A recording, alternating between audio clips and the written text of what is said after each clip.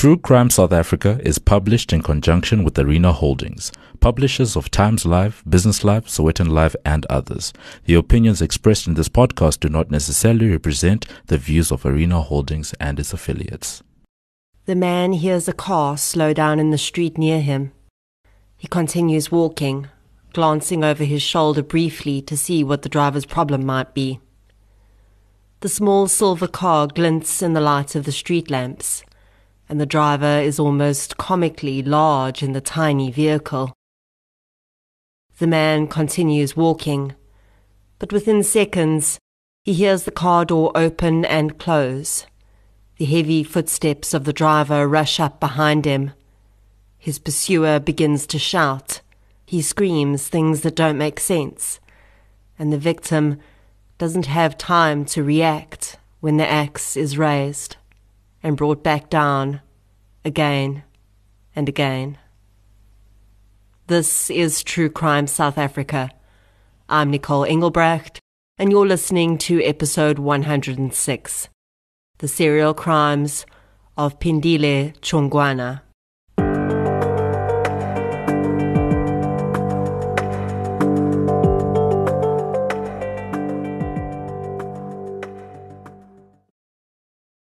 Hey, True Crime South Africa listeners. I'd like to tell you about a brand new South African podcast called Your Mom with Skalk. I love how the podcast landscape in South Africa is expanding, and I'm really pleased to be a part of that. The content in True Crime South Africa's episodes can be a little bit heavy though, so I think it makes complete sense to balance that out with some light-hearted fun.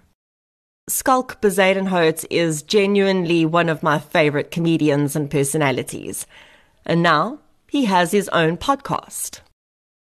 Hello there, all you crime junkies, you sickos. It's Skalk Bezuidenhout here. I'm sorry to interrupt the murder or the robbery or whatever heinous crime Nicole is telling you about, but I just wanted to tell you quickly about a new podcast that I'm hosting called Your Mom with Skalk.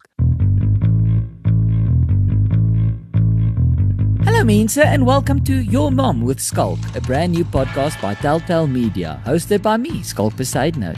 Now on this show, we're going to journey deep into the lives of really lekker people. Some of them are my friends, some of them I wish were my friends. But I don't want to speak to these exceptional people, these celebrities directly. I mean, eerlikheid mense, I think we are all so tired of listening to celebrities. Everyone and their mother, excuse the pun, has a podcast where they interview celebrities. So we're not going to speak to the celebrities directly, but rather about the celebrities through the people that know them better than anyone, which is, of course, their mothers. I am sitting here, mense, in the house of Tannie Gail Goliath. I am sitting in the house of Jack Parow, Bertus Basson, Simonay Pretorius en haar ongelooflike maat Tannie Tinkie. Leclos, né? Leclos. Oh, sorry, my bad. No, I'm joking. The woman of the hour for me is The Queen. The Queen. Because my favorite words are you know what I mean? I can't wait for the journalists to hear that. This is who I want to speak to. Their mothers. Your favorite word is but you don't like tattoos. Nee, fok, dit is nou regtig die einde. Subscribe on Spotify, Apple, or wherever you get your podcasts. Or check us out at telltale.media/Skalk. I mean, it would be a crime not to. Anyway, back to you, Nicole. Dankie. I highly recommend you go follow Skalk's podcast right now on whatever platform you're listening on. Before we get into today's episode, I'd like to thank those listeners who've supported the show through Patreon or PayPal recently. A huge thank you goes out to C.L. Lombard, Mauro Amari, Michelle West, Rahil Rampasad, Tashian Neven, Mariki Sneeman, Leon van Skalkwijk, and Tyler Hack for your support on Patreon. Thank you so much for your support, everyone. It really does make a huge difference.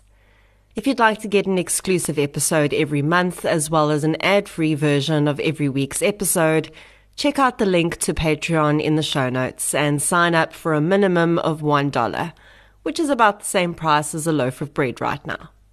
You can also support the show by supporting our sponsors, including King Online and Wallpaper Online, by using the discount code TCSA10 or True Crime, respectively, when purchasing on their websites, and you'll get a 10% discount too.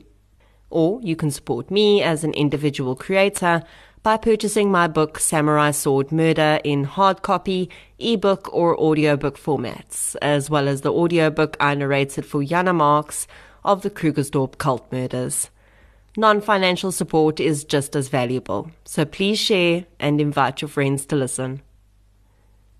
Today's case is a serial murder. And although so often the cases of serial murder I discuss don't always line up with what we're told is typical behavior for these kinds of offenders, for the most part, this one does. One very important part of this case, though, would make it quite different. Most serial murderers do not have diagnosable mental health conditions. Personality disorders, yes, but not often conditions that could in any way be construed as having directly caused their crimes. So often when we hear about the horrendous actions of serial murderers, we think, well, there must be something seriously wrong with that person. But I think what today's case will show is that the very nature of serial murder, the repeated crimes, the hunting, the getting away with it, is actually not something that can often be accomplished by an extremely disordered mind. But by the same token, some part of this offender's mind was disordered. But very clearly, another knew exactly what he was doing. In researching today's case, I used a chapter of Dr. Gerard Labuskaghni's book, Profiler Diaries, as well as several media articles. So let's get into the serial crimes of Phindile Ntshongwana. The following episode may contain sensitive material, including descriptions of violence, sexual assault, or graphic descriptions of injuries to victims. If you feel you may be triggered by such material, please consider this before accessing our content. To access trauma counseling or services, please see the helpline information on our show notes. When I cover serial crimes, I often swing between discussing the crimes first and revealing the perpetrator at the end so that the victims get as much airtime as possible, or telling the story in the order it happened.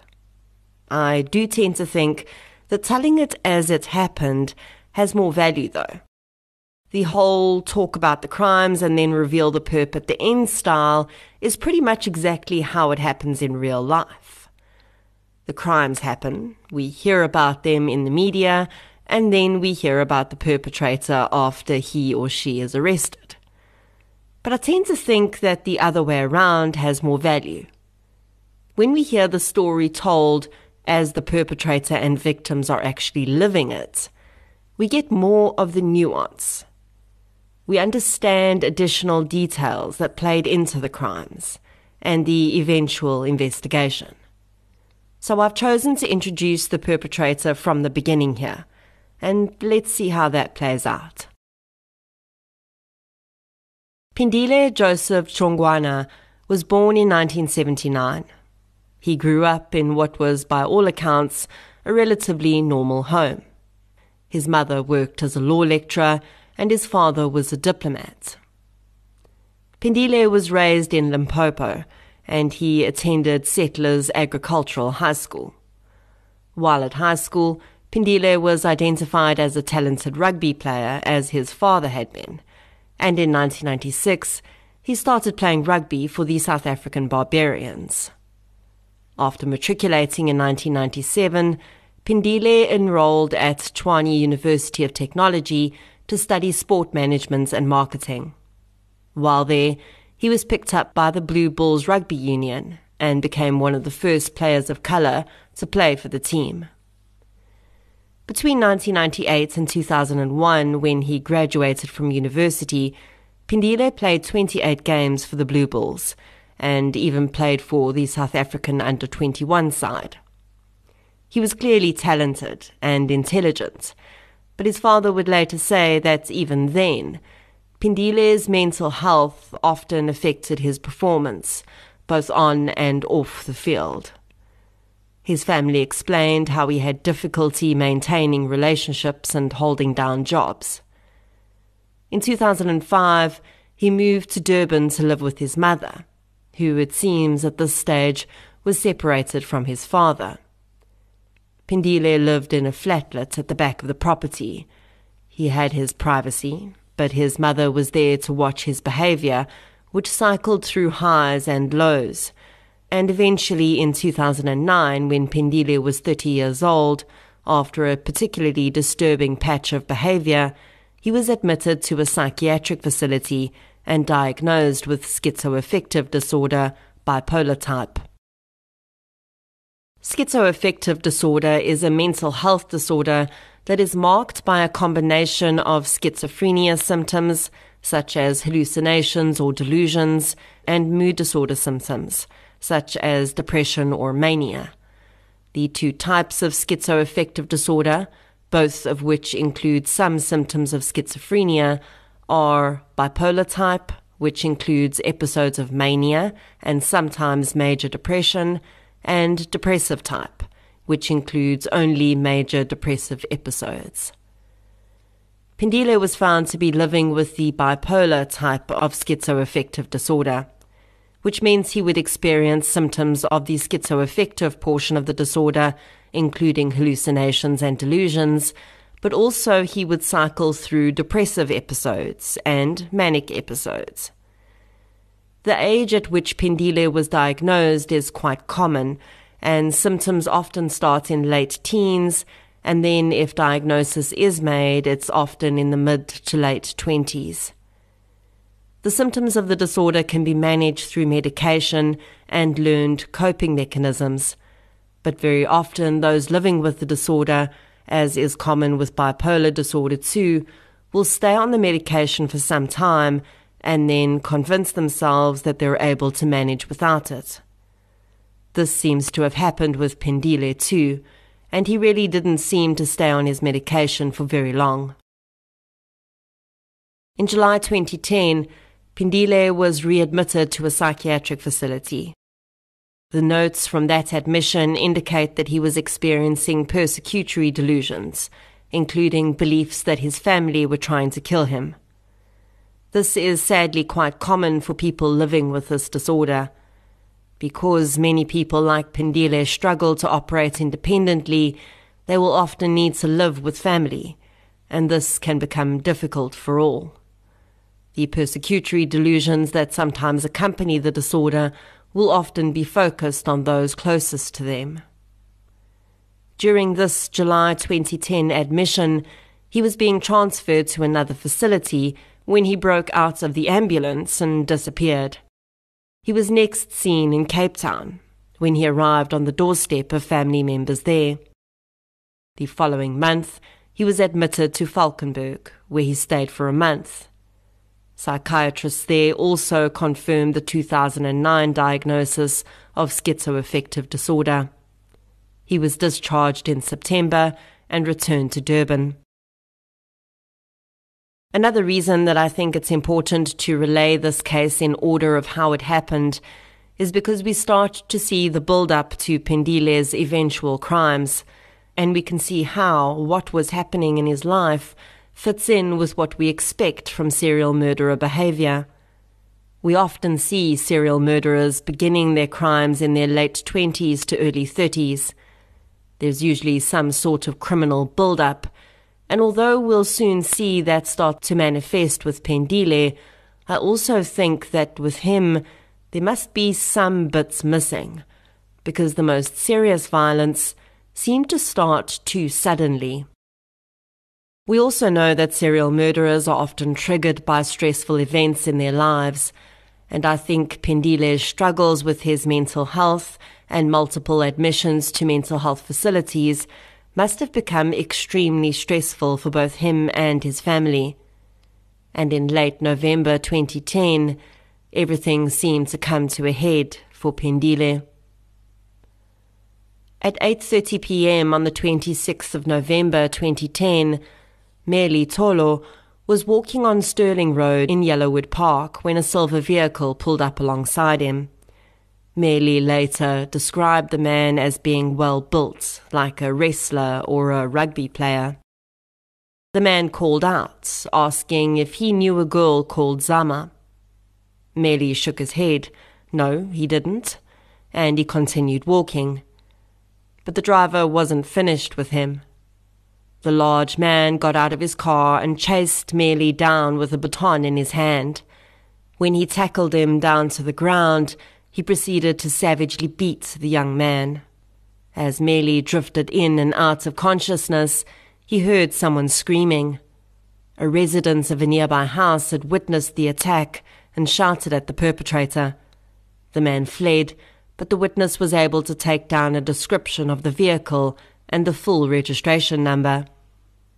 Meli's case was reported to police. The registration number of the vehicle was handed over, and it was traced back to a silver Chevrolet Aveo registered to one Mrs. Letlaka, who lived in Yellowwood Park, Durban. Police visited the house and were able to determine that Mrs. Letlaka had a 30-year-old son who matched the description of the man who'd beaten Meli Tolo. He wasn't home, though, the officer was told, and so they left. They never returned. Shortly afterwards, Meli saw his attacker at the local supermarket. He called police and told them that the man was in the area, but no action was taken. 2 days after Meli was attacked, a 25-year-old woman was walking near Yellowwood Park. She'd been visiting her sister and was heading to the shop before going back home. A man in a small silver vehicle pulled up next to her and offered her a lift. The woman did not recognize the man, but he behaved as though he knew her and continued to insist that he'd give her a lift home, so eventually she relented and got into his car. It wasn't long before she realized that her initial instinct had been spot on. The driver, a well-built and imposing-looking man, drove straight past her apartment block. She started to question him, and he silenced her. He took her hand and placed it on his groin, telling the woman that she was about to find out what it would be like to be with a Xhosa man. The terrified young woman was driven to a house in Yellowwood Park. The man pulled into a garage and led her into a flatlet at the back of a property. This was the beginning of 3 days of horror for the victim.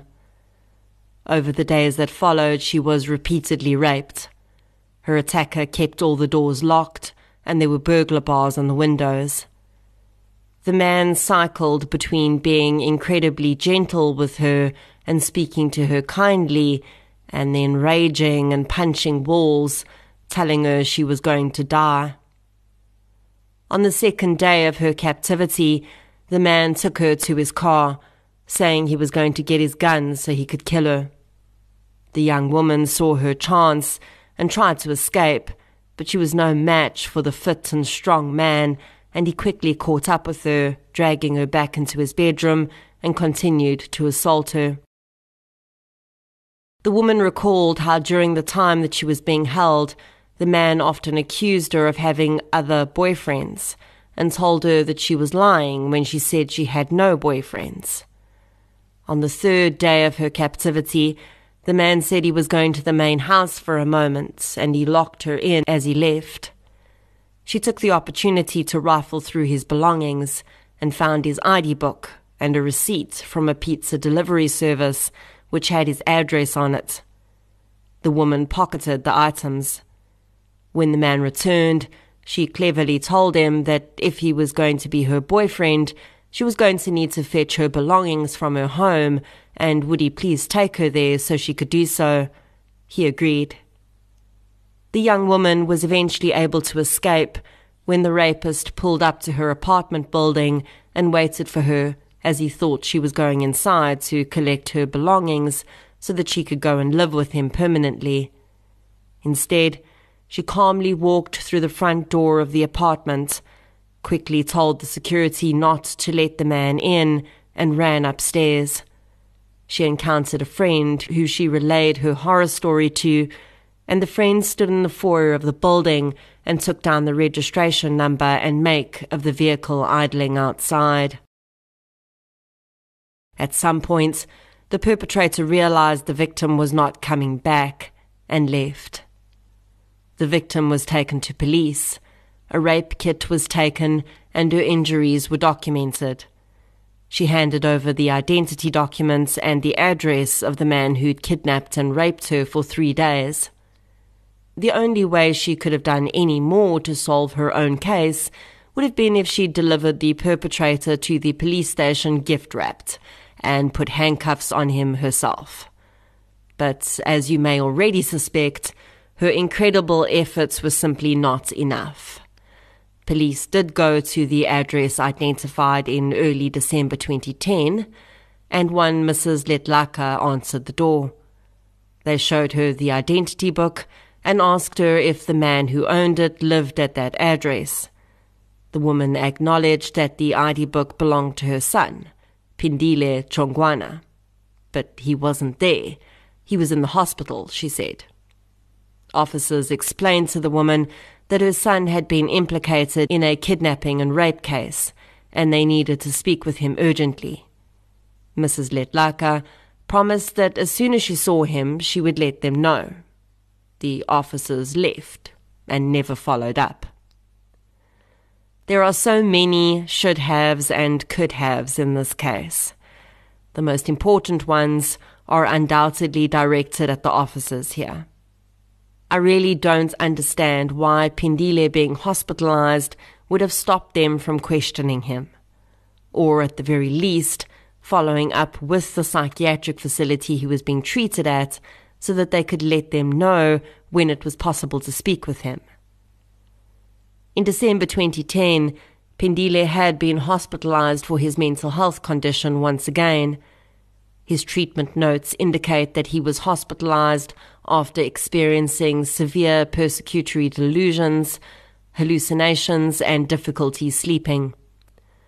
After the police visited, Mrs. Letlaka did go to the hospital and, along with his psychiatrist, spoke to her son about the accusations against him. Phindile told his mother and the doctor that it was all a big misunderstanding. His girlfriend had been staying with him for a few days, he'd claimed, and he didn't really trust her, so whenever he left the flat, he'd lock her in the bedroom so that she couldn't steal from him.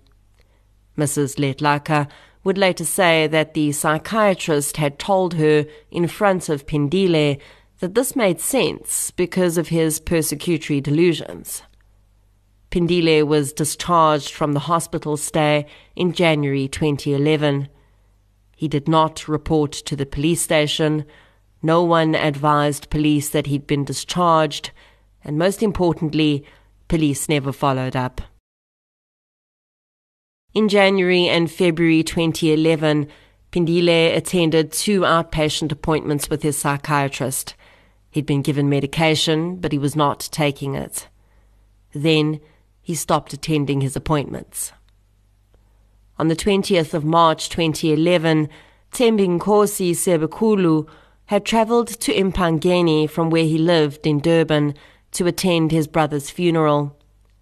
The next day was a public holiday, and he'd planned to stay on and return the day after, but an urgent call from his boss changed his plans. His boss asked if he could work the public holiday, and needing the money, Nkosi had agreed, and directly after the funeral, headed back home. At 9:15 p.m., he phoned his girlfriend, Mabel, who he lived with, to say that he was at the petrol station in Montclair, which was quite close to their home, and asked if she needed anything at the house. She asked him to bring home a loaf of bread, and Nkosi told Mabel he'd be home soon. This would be the last time she ever spoke with him. CCTV would confirm that Nkosi had purchased the loaf of bread and then headed off on foot in the direction of his home. 25 minutes later, a witness driving along Kenyon Howden Road in Westwood Gardens saw what he thought was a fight on the side of the road. He saw two men, one very large in build and standing in the road with something in his hand. The other was on the pavement and soon collapsed to the ground. As the driver passed, he realized that the larger man was holding an axe, and he was hacking at the man lying on the ground. The witness quickly drove home, phoned police, and then drove back to the scene. By the time he arrived, another man was there who'd also witnessed the attack. This man had called police from his cell phone and watched the perpetrator drive away in a silver car. He'd then gotten out of his vehicle to see if he could help the victim, but soon realized that the man was far beyond help. The gruesome scene that awaited both these witnesses would likely stay with them for a very long time. The victim had been brutally attacked with an axe. His head had been severed from his body and lay separately in the street. In the bushes behind the body lay a squashed loaf of bread. Police arrived at the scene by 10 p.m. As an officer approached the body, a cell phone in the man's pocket began to ring. The officer reached in and answered. The woman on the other side identified herself as Mabel and said she was waiting for her boyfriend, Thembi Nkosi, to arrive home.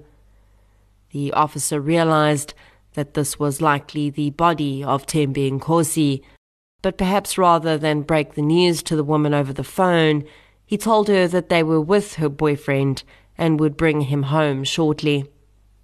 Mabel was unconvinced, though, and 15 minutes later she called again. Another officer answered, and this one told her that her boyfriend was sleeping, and they would bring him home when he woke up. I cannot fathom why the officer would think this was a good idea, and honestly, there was no way Mabel was ever going to believe that. She put down the phone and immediately asked her employer to take her to the police station.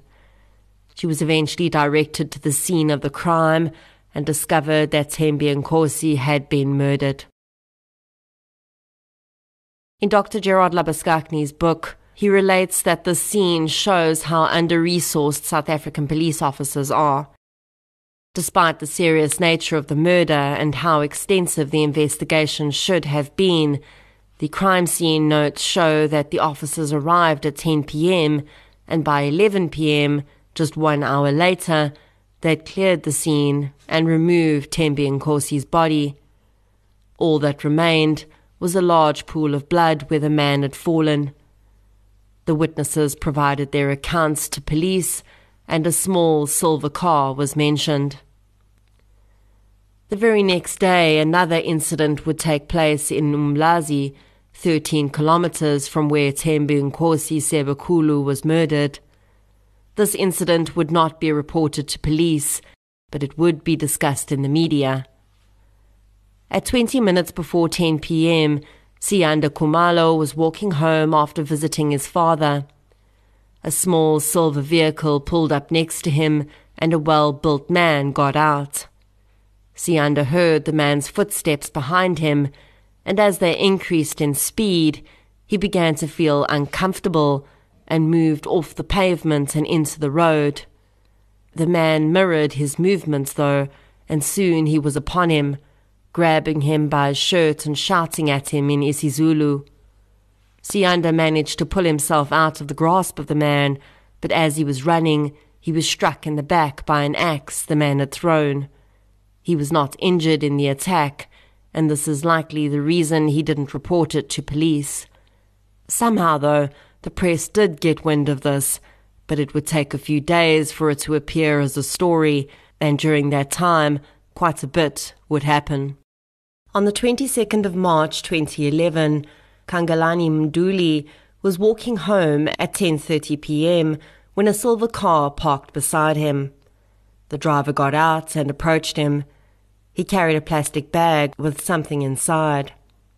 Although Kangalani had never seen the man in his life, the man seemed to think he knew him and immediately started screaming at him that he'd infected his daughter with AIDS.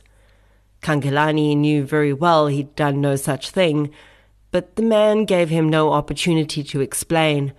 He pulled an axe out of the plastic bag and swung it at Kangalani. The man ducked and the weapon hit him in the ribcage. He was able to escape and ran to the closest police station to report the incident.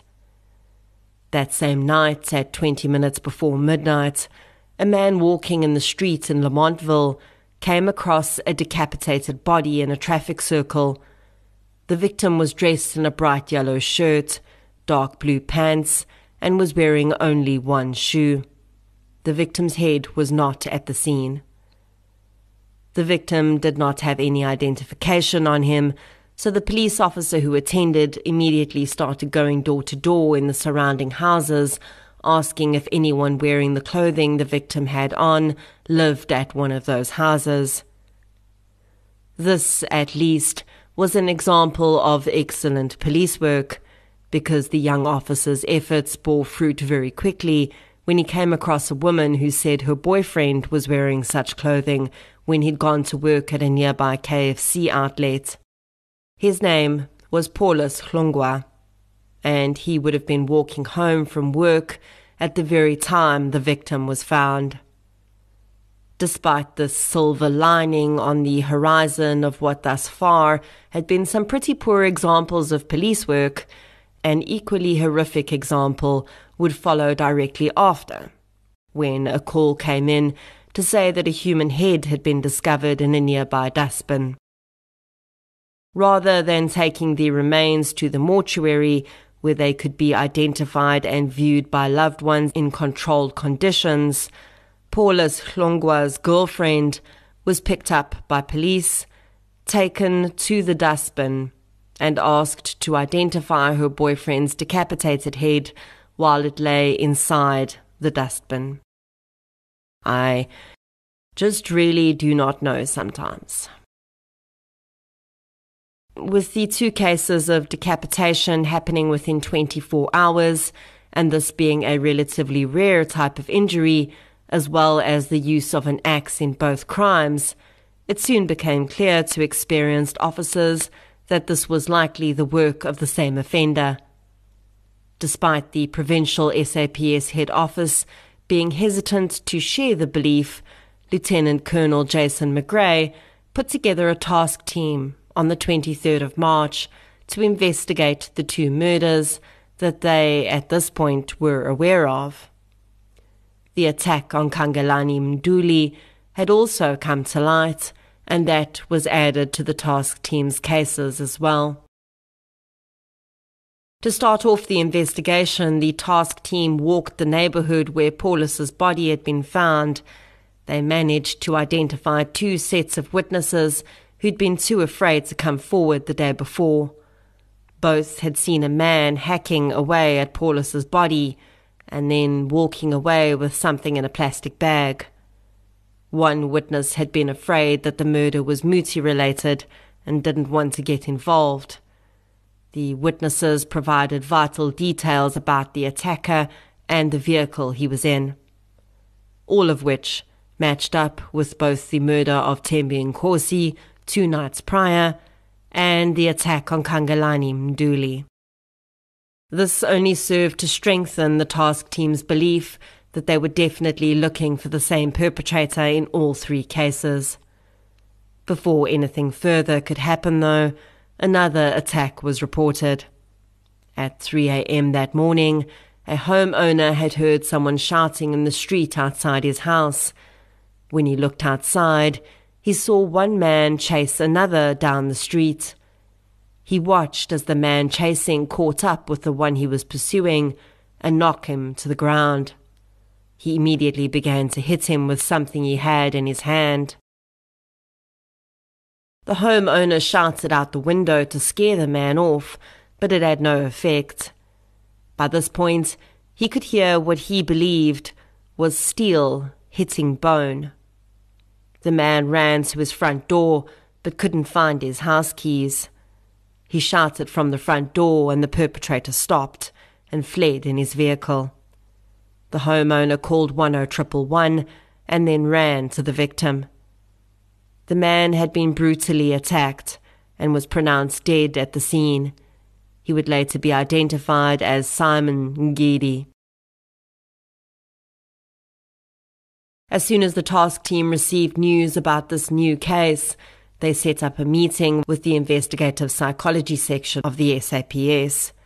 Dr. Gerard Labaskachny headed up the section at that time and recalled looking at the dockets and visiting the scenes and agreeing that this was most definitely the work of the same man.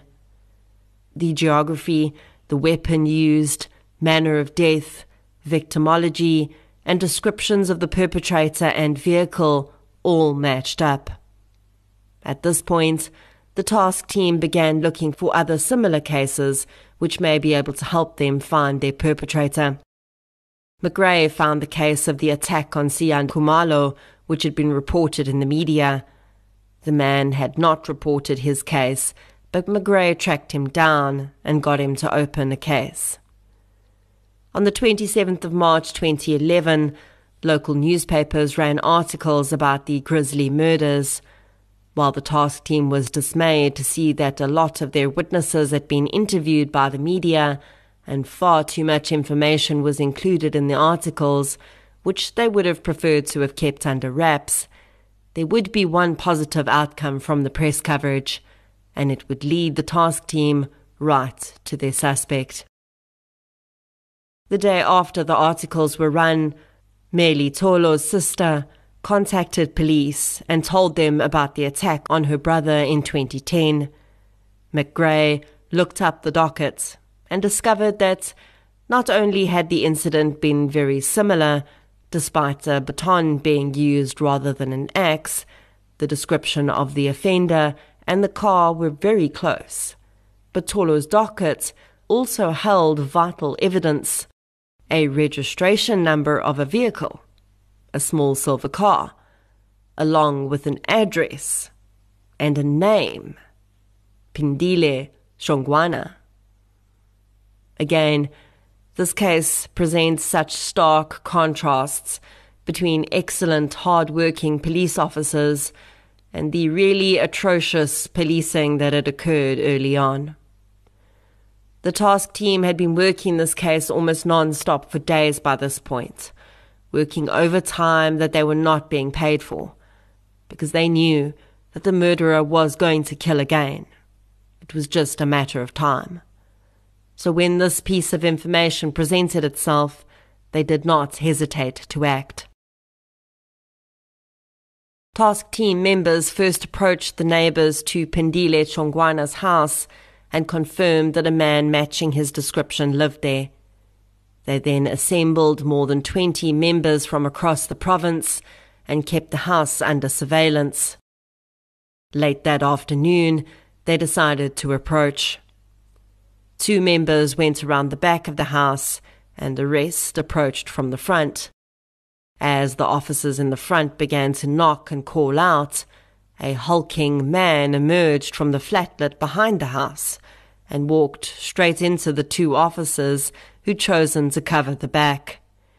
A tense moment passed as the 3 looked at each other, but there would be no physical confrontation. Phindile Ntshongwana identified himself, and the officers were able to place him under arrest without incident. Unfortunately, the standard handcuffs they had with them didn't fit around the muscular man's large arms, so leg irons were used as handcuffs instead. The officers knocked on the door to the main house, and Phindile's mother came outside. After hearing that her son was being taken into custody, the woman agreed to let officers search her property.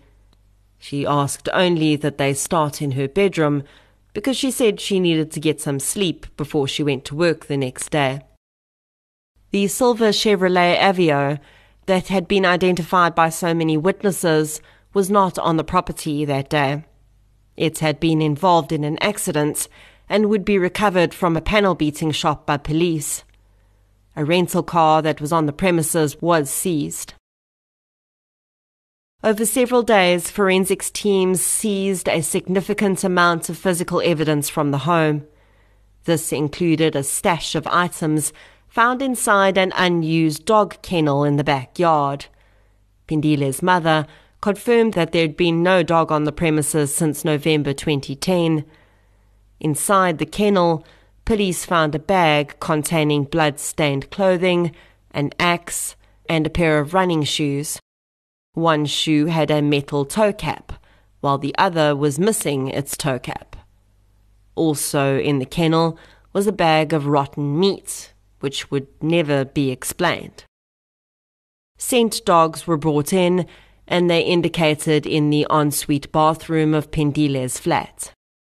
When forensics teams scoured this area, they found blood on the floor tiles in front of the shower, on the step going into the shower, inside the shower, on the taps in the wash basin, and under the basin.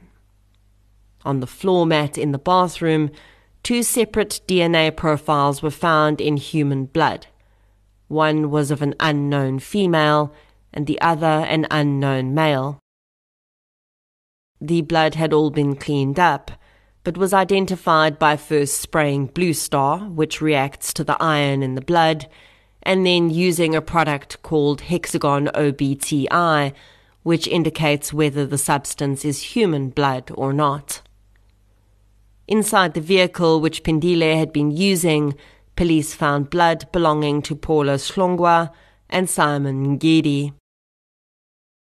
On the 30th of March, Phindile appeared in court for the first time.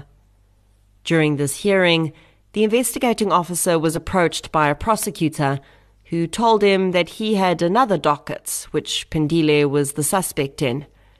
This would turn out to be the rape and abduction docket for the 25-year-old female victim from November 2010, the one where the victim had literally handed the perpetrator to police on a silver platter. And yet, the same man had gone on to commit multiple murders and attempt to kill others too. The rape and abduction charges were added to Phindile's charge sheet after the DNA from the rape kit was compared to his DNA and was found to be a perfect match. On the 1st of April 2011, with Phindile still in custody, a man walking his dog near railway lines came across the decapitated body of a male victim. The investigating officer must have had a brief moment of panic as to whether he actually had the right man in custody if murders were still being committed, but it would soon be determined from the stage of decomposition that the victim had been killed during the same period that the other victims were. The victim was also found less than 500 meters as the crow flies from Phindile's home.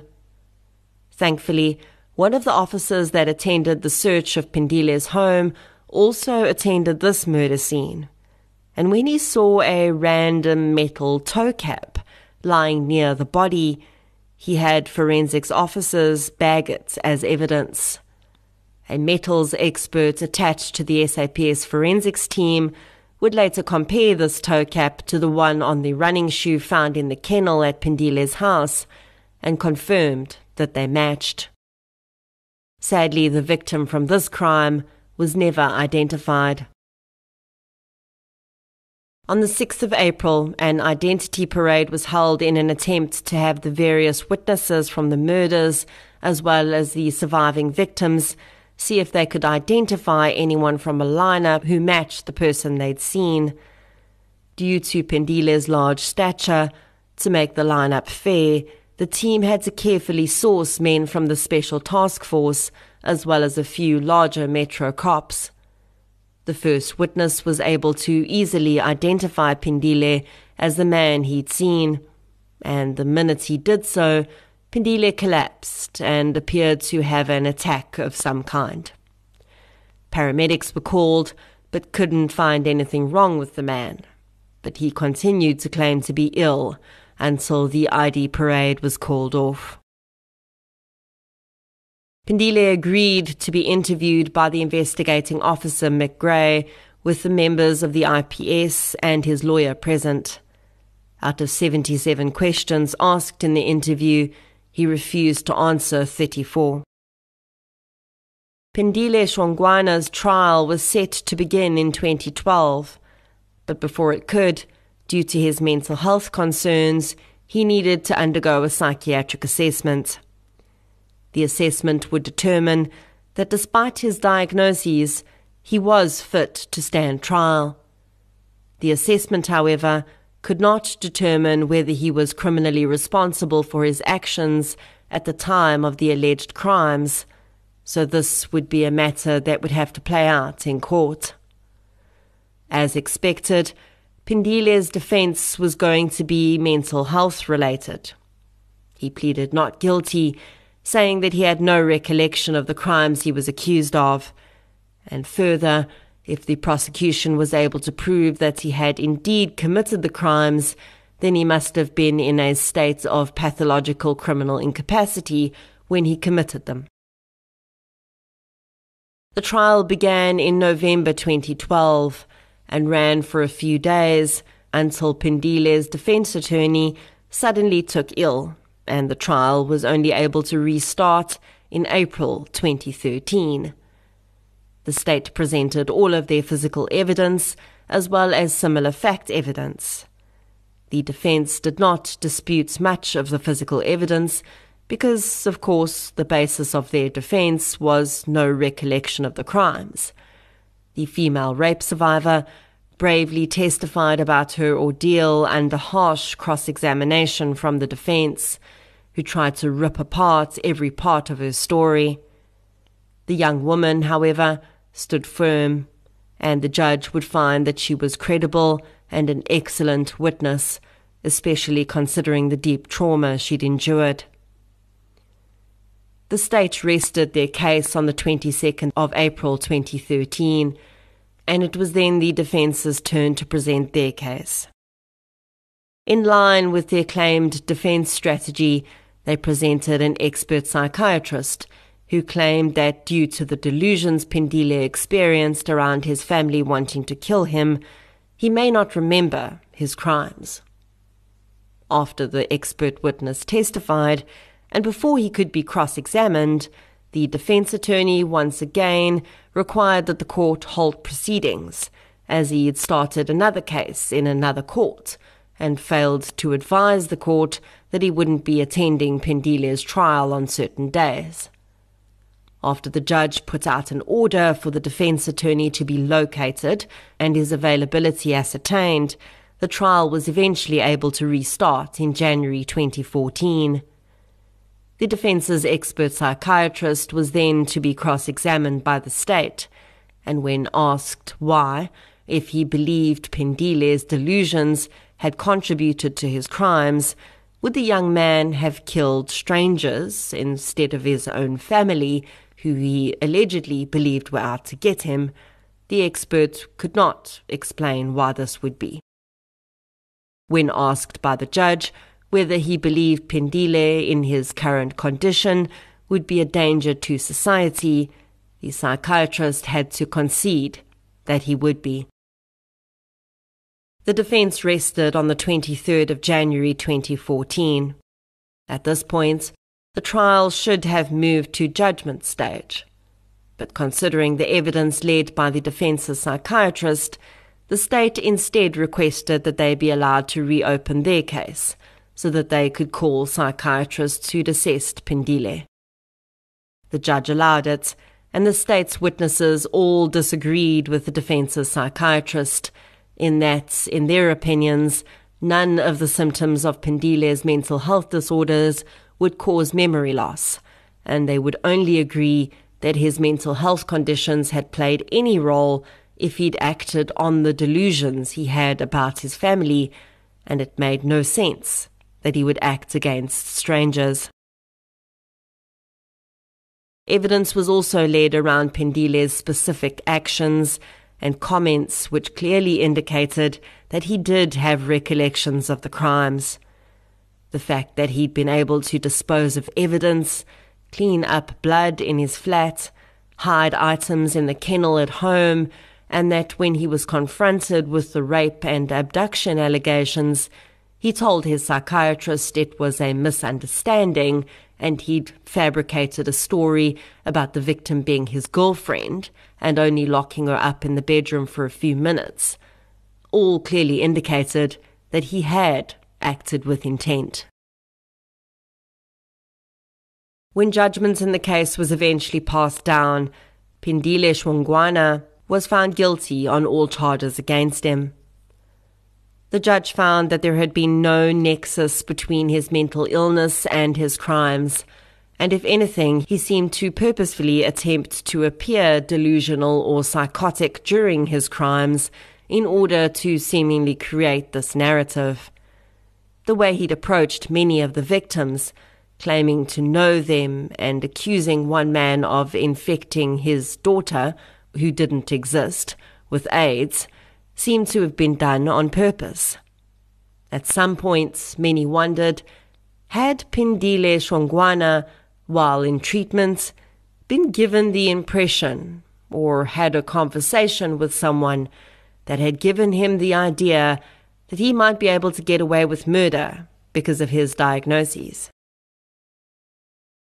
If this had been the case, his attempts had failed, because the judge saw no link and did not agree with his defense.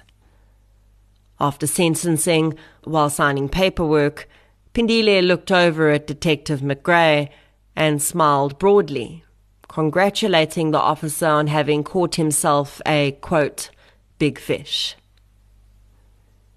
Phindile's sentencing hearing would only begin in December 2014, a full 4 years after he'd first started committing his crimes.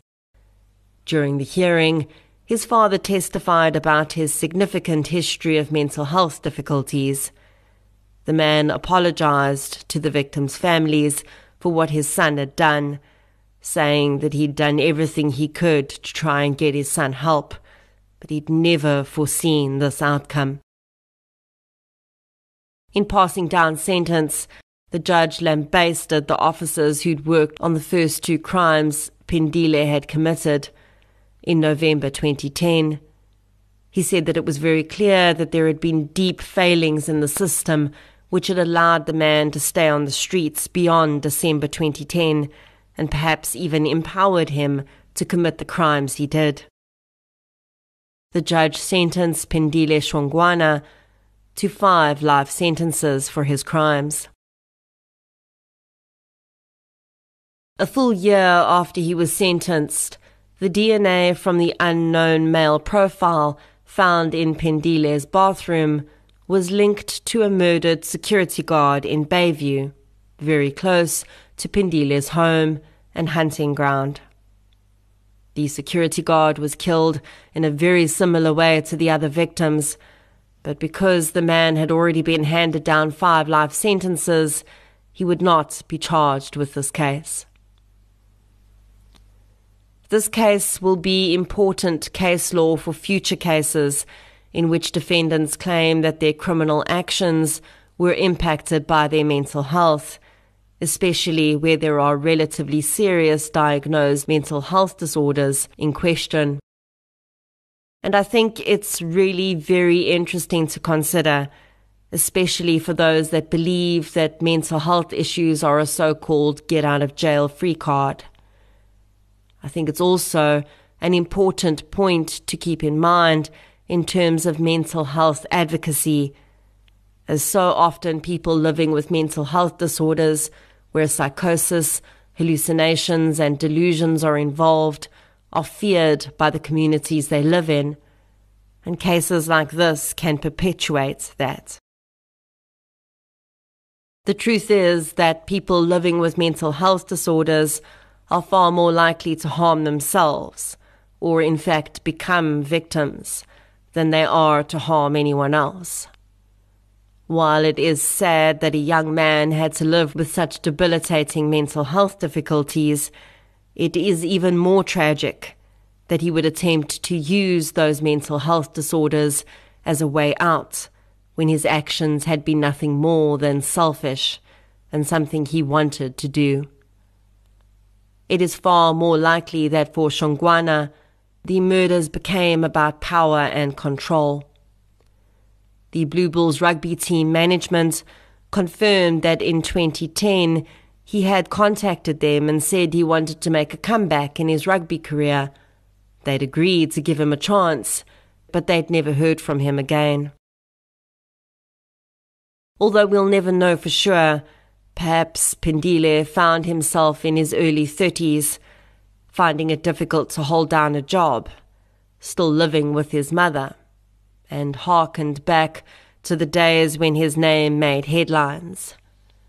Perhaps he'd realized that he simply didn't have it in him to recapture his former glory days on the rugby field, and instead decided to allow himself to slip into a darker obsession. One which once again would make him the so-called big fish, as he'd referred to himself. I will admit that I always find it difficult to understand how many criminals feel that any attention is good attention, no matter how they get it. But we do seem to see that time and again. When met with a point in their lives where they may have to make a great effort to get back on track or to meet the expectations of their parents or family members, some people seem to think that murder, and the more cold-blooded and horrific, the better in their minds, is an equal, if opposite, solution to their problems. Again, not something you or I or most other people will probably ever understand, and perhaps we should be grateful we don't. I can't help but think about the absolute horror involved in the way the victims in this case died. How afraid they must have been. This hulking man appearing out of nowhere in the dark, wielding an axe. It's the stuff of absolute nightmares for most of us.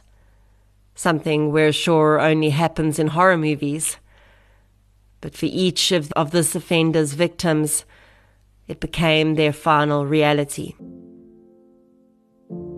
I've spoken before about the weird little things that give me a lump in my throat when I research cases.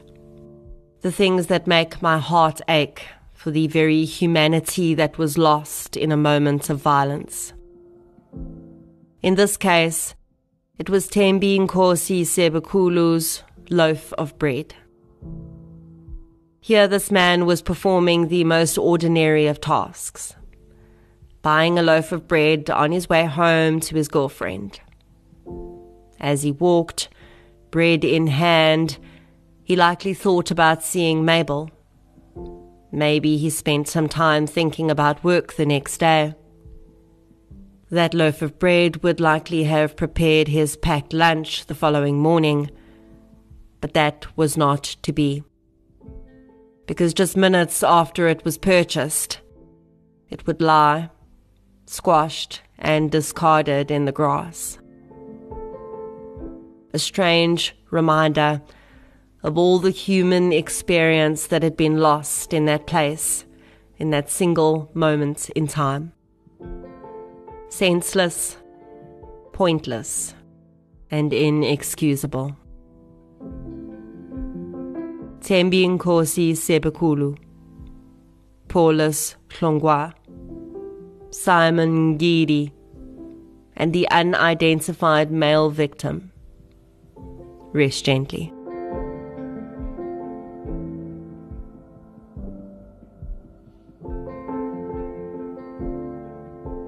Thank you for listening to episode 106, The Serial Crimes of Phindile Ntshongwana. If you'd like to hear more victim-focused true crime content, please subscribe to True Crime South Africa on Spotify or the platform you're using to listen right now. If you're looking for something still related to real-life stories, but often with a more positive slant, you can check out my new podcast series, I Lived Through This. You can follow both podcasts on social media. We're on Facebook, Twitter, and Instagram. I'll be back next week with another episode. Until then, thank you for your support. and I'll chat to you soon.